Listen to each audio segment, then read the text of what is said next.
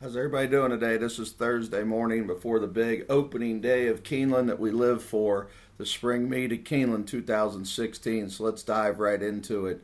I want to go through some of the bigger races and how we're going to play and different things like that. So bear with me, there's a lot of them.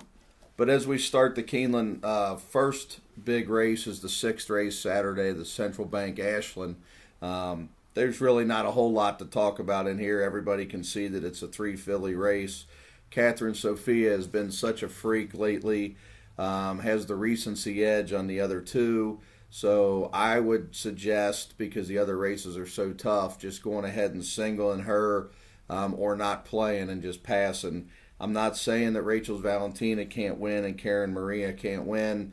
I think Rachel is probably the third best filly in here, just being honest. I think Catherine Sophia is the top one, and Karina Maria is second. And to me, the Mott filly here has a big upside, but I just don't like the fact they've taken so long to unveil her. So I'm going to go with the filly with the recency edge. Then we get to the 7 furlong Commonwealth that we almost went in with Salingo. I think Holy Boss is the best horse. I think Holy Boss has the best post. I don't know about the layoff, but one of the rules of Keeneland is we can't worry about layoffs. So we're going to go ahead and have Holy Boss as our top pick. Barbados is our second pick. I just don't think the pace is going to be all that bad. I think with the weather down there, I think it's going to be speed favoring. The colder it gets at Keeneland, the more speed favoring that track seems to get.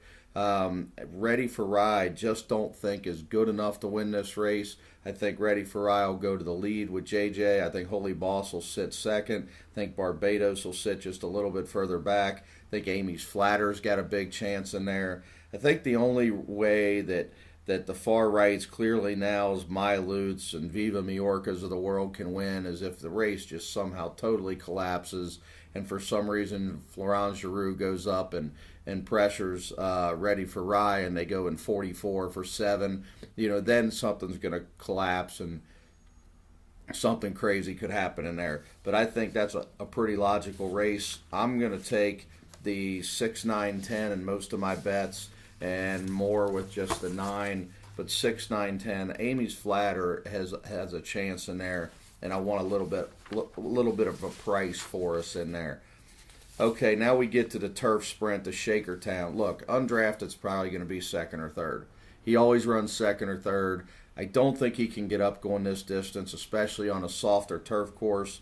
If you want to key him, on top, I'm begging you not to do it much. Put him second or third mostly. Okay, somebody else I think is going to win this race. My top pick is the 3 Summation Time with JJ Castellano. First time blinkers off the little bit of a layoff. I think he's going to stalk close enough that he's going to be able to swoop into the lead at the head of the lane. I hate the rail, so Power Alert I'm going to use, but I'm definitely not going to use too much. Something extra speed, I think you got to take the 4 Bye Bye Bernie. I think you got to have, and the Great War. I think you got to have. So I'm going to spread in there, obviously, by what I was just saying. If you want to throw in Rocket Heat, I understand speed, turning back. I just don't take California horses on the grass. So he'll be minutely on a couple of my pool tickets only because I'm playing with so much money that we can afford to do that. If I was playing with my normal money, there's no way I would take that horse. Now we go to the Grade 1 Madison. My Lord, is this the filly and mare sprint all over again?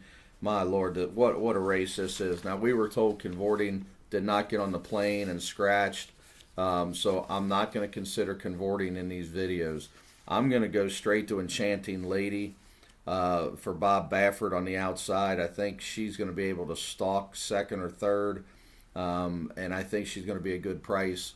And then Super Majesty, I'm also going to take. I love the barn switch to Asmussen. His numbers are off the chart with first-time graded fillies in the barn. So I'm going to take the Asmussen horse, Super Majesty. So I'm going to have the 9 and 10. And then I'm going to take Stop Charging Maria just because she's going to be flying late. I love the outside post, and I don't want to get beat by her charging down the middle if she is, in fact, the best filly again. So I'm just going to take those three, 9, 10, 12, in my main tickets. I will save a little bit with Sheer Drama, Wavell Avenue, um, but I'm not really going to go too deep in here because we got to go so deep in the other races. So my main tickets are going to be 9, 10, and 12. And again, you got a chance if you bet that exacta or bet to try 9, 10, 12 with some horses, to cash a big one, because those horses are definitely not going to be favorites. Stop Charging Maria might be the favorite, but the 9 and 10 are not going to be anywhere near favorites. Now we get to the Bluegrass. I'm big on post position in this race. I think you want to have a good post. So I am going to take the 2, 3, 4, 6 in all my tickets. I'm not really wild about any of them, but I think Cherry Wine may be the top horse, especially if there's a little bit of rain. I like Cherry Wine to be a long shot in the Derby, and I think this horse is going to be able to sit back and just blast home. I'm just praying Lannery in these big races lately have just gotten horses murdered. So I'm hoping that he can finally just decide what he's going to do, go wide, let the horse come charging down the middle, and let's see, because the 1 1/8 does have the longer stretch at Keeneland, so we're not worried about them all bunching up on the turn. Donegal Moon to me is a big sleeper in there. Donegal Moon, I think the further they go, the better he's going to get. I think seasoning is helping this horse by running him more and more and more, having 8 starts. He's finally starting to wake up. I know he didn't beat anything at Parks. I know that number's probably phony. But because of the post position, because of the speed, I think he's going to be able to sit second behind Zulu, or maybe that Shill on the rail will run for a little while. But I think he's going to sit the perfect trip to have every reason to win. So the 2 Pletcher horses you have to have, because on the backside they're going to be 1, 2, or 1, 3. And then I want the 2 Romans horses for the dead closers. I know a lot of people like the 14 horse, My Man Sam. I just can't take the 14 in a race like this. I just can't. He's too far outside for me. So I'm not going to use that one at all. So that's the races at Keeneland. And then at Aqueduct, the Gazelle is the 8th race. I really like a horse named Lewis Bay for Chad Brown. I think coming off the race against Catherine Sophia on a speed bias racetrack, first time off the layoff, now you get second off the layoff. Bernardinis tend to be able to run all day long. She's already got a win at a 1 1/8, which most of these fillies will be looking for a place to lay down when they turn for home. I think Lewis Bay will be gobbling up the ground with Ortiz. So that's my pick in the Gazelle is Lewis Bay. We don't have odds yet, so I can't go through the odds because I really don't know. In the Bayshore, I like Awesome Speed with Johnny Velasquez for Alan Goldberg. It says that he may not run, but if he does run, that's who I want. Just lost to Mohey Man and Zulu down in Florida in the Fountain of Youth. Coming back to a lot easier spot, turning back. Obviously, Unified could be a freak of all freaks, and we're betting on a horse Saturday out of the Unified race that's going to be even money at Keeneland. That's the single in every pick, and every pick 3, pick 4 all day long for everybody, I would think. I mean, you'd have to be blind not to think Mutarami's going to win Saturday at Keeneland. So you got Unified, who could be a freak.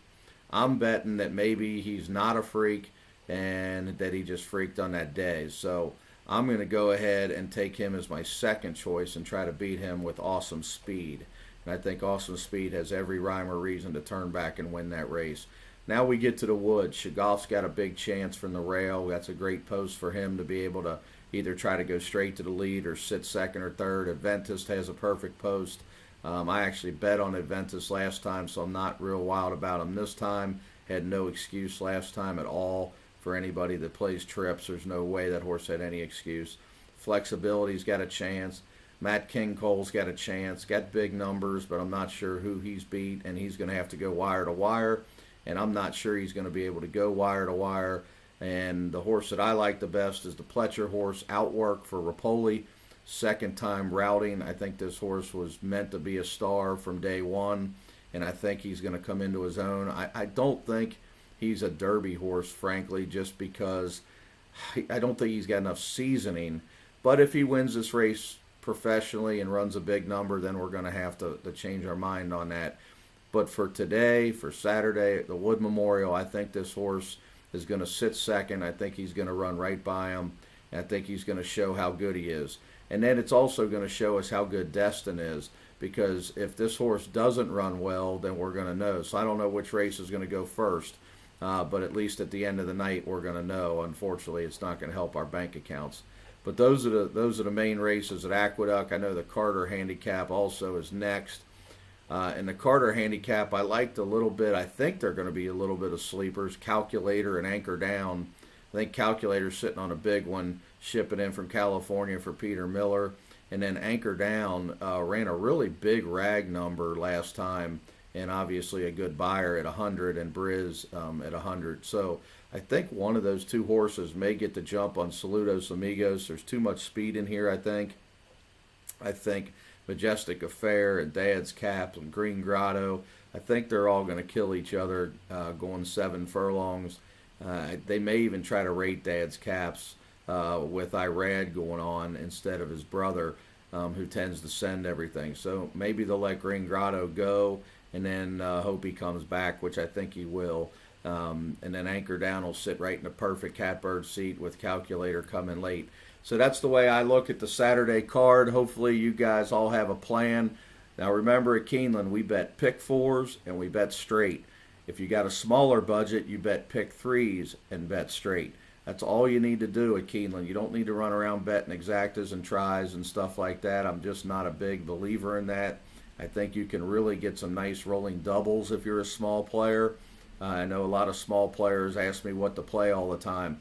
If your budget is $100 or under, I think you should be playing rolling doubles and you should be betting straight. Bet maybe 5 to win on horses. If you've got a $300 budget, I think you should be playing rolling doubles or pick 3s. And then that way you can keep rolling those bets all day long, maybe bet 10, 15 bucks to win on a horse. And then if you're a bigger player, $500 player or above, and I'm talking per day, not per race, $500 player above, I think you should be betting pick 4s, and then you should try to clock some doubles where you really like some horses, and then bet straight, maybe $25, $30 to win per horse. And that's the way I play. I play it like that the entire meet, and hopefully we're going to have a nice, successful meet. Hopefully our pool does well. We're all geared up and ready. And good luck to Salingo Saturday, my brother's horse, partner with Wayne Carucci for Jeff Engler. Saturday, 8-1 morning line, working up a storm, and we're hoping for the best. We really think a lot of this horse. We think he's got a bright future. Of course, we hooked a monster in there, so we're going to have to be able to stalk Limousine Liberal and be able to pounce. So I'm not sure if we can or not. But you know what they say, gray on a rainy day. We got the big gray. We just need some luck. So good luck to everybody, and I'll talk to you soon.